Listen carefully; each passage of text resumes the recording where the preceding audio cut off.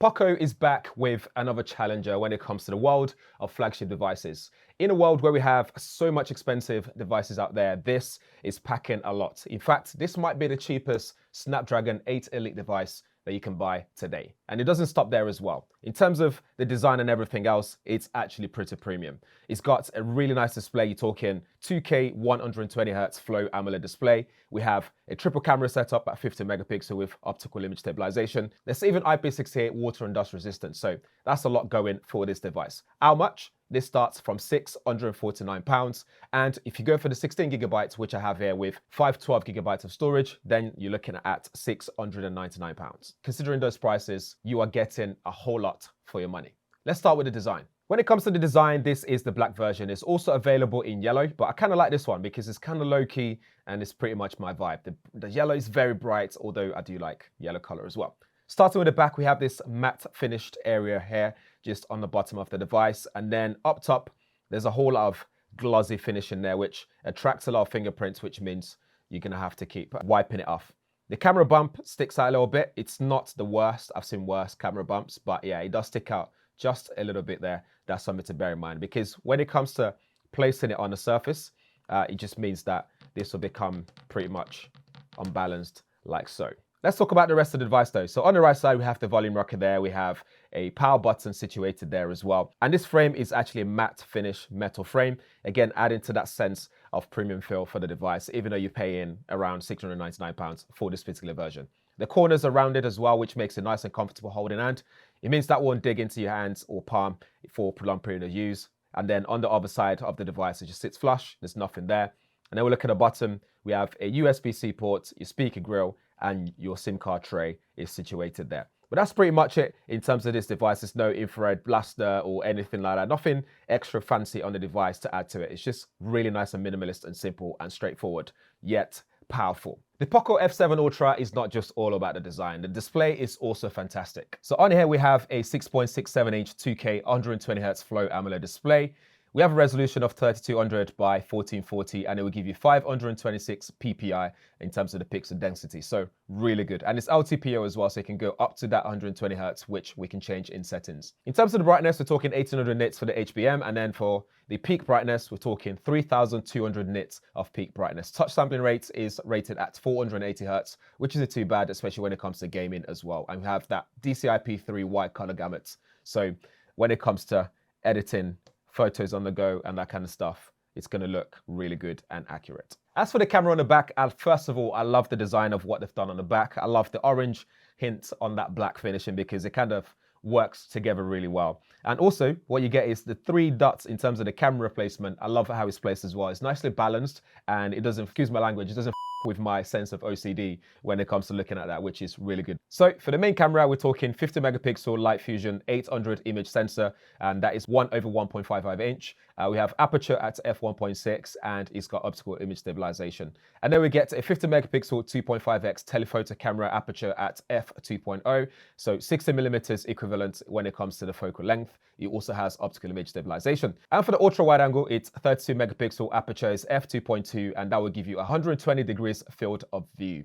It doesn't stop there. The front facing camera is there as well, and that is a 32 megapixel front facing camera. For the performance and battery, it's also pretty impressive. And like I said, this might be the cheapest Snapdragon 8 Elite device that you can actually get today. As part of that, you get the Adreno GPU in there. It's got Qualcomm AI engine. They've also added a Vision Boost D7 chipset, which allows for extra quality visuals when it comes to gaming and just watching films and all that kind of stuff. We have a liquid cool technology 4.0 in there as well with 3D dual channel. So in terms of cooling, this stays cool under pressure as well. For the RAM, you have an option for 12 gigabytes or 16 gigabytes, and it's LPDDR5X. And you're looking at storage option of 256 gigabytes or 512 gigabytes, both UFS 4.1. For the battery, we're looking at 5,300 milliamp hour battery. What's super impressive is you get 120 watts wired charging, and it's also compatible wirelessly as well for 50 watts rated wireless charging. So all that component in there is giving you a lot for your money, like I said already. So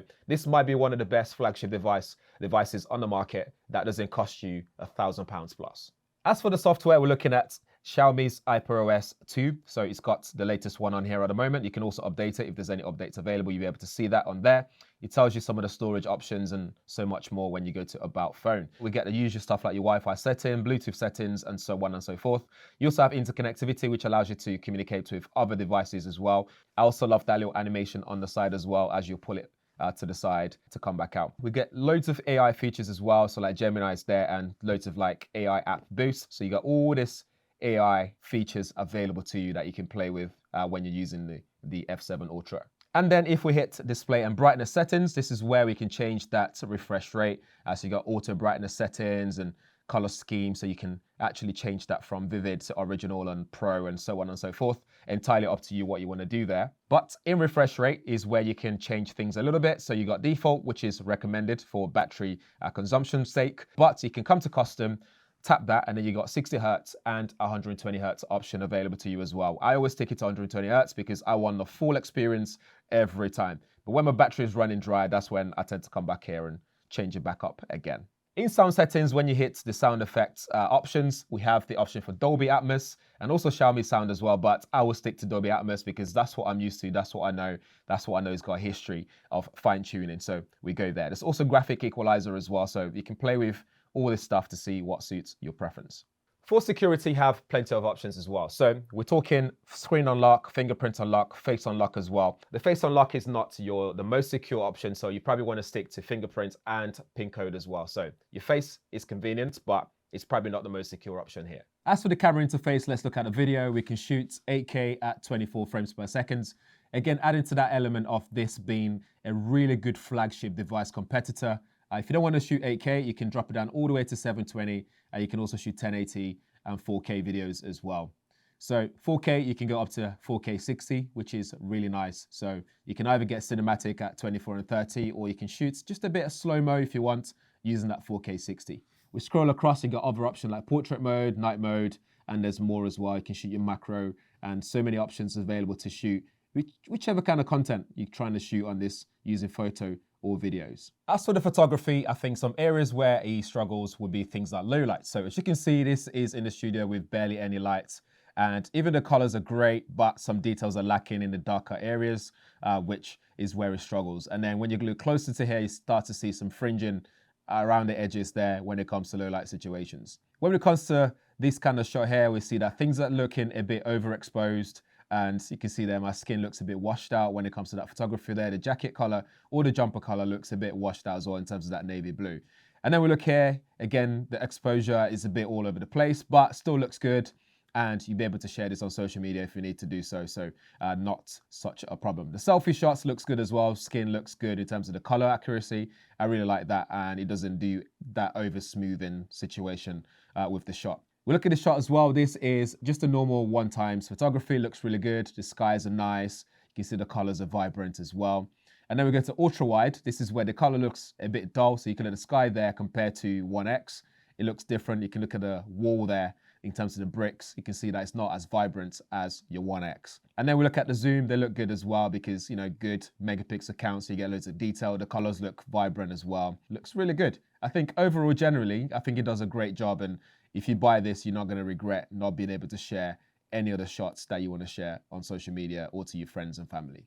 Okay, let's talk about performance, starting with the battery life. The battery life has been excellent on here. I'm talking lasting you a whole day and then some, depending on your usage, obviously. But for my usage, which is browsing the web, using social media, checking emails, some gamings, watching video, all that kind of stuff, this is done really well. And it stays cool under pressure as well, which is impressive. And for those that care about benchmarking, this is your benchmark result using Geekbench software or app on the phone. So we have your single core there, you got multi-core there, scores really well on that processor that we've got in there. And if we go back out and check the GPU benchmark as well for Vulkan and also OpenCL, this is Vulkan, so scores highly there as well. Go back out, go to your OpenCL, does really well as well, in my opinion. I think it just nails it in those areas when it comes to the processing performance, when it comes to battery performance, it does really well. When it comes to the display as well, it works really well in terms of the sharpness, the vibrancy, the color accuracy, all nailing, all ticking all the boxes that you need when it comes to the display on your smartphone. The brightness levels, really good as well. You don't need anything any brighter than this, to be honest. So I think it does a really good job at making sure that you're immersed in the experience of what you're doing. It's got that stereo speaker as well, so the sound quality is really good as well. But for me, I mainly use my headphones anyway, so that doesn't really matter to me as such. And when it comes to the viewing angles as well, I think it does really well. So if you're going to be watching this in different lighting condition, this is still going to look really good when it comes to different viewing angles. So that's it for the Poco F7 Ultra. If you have any questions, drop them below. As always, let me know what you think of the device. Would you buy one of these for the price point? Let us know about it. Thanks for watching. See you in the next one. Don't forget to subscribe.